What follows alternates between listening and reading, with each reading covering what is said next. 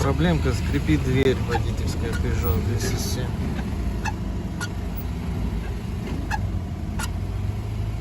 Чтобы это исправить, тут есть такой вот бочоночек, а снизу 3 отверстия.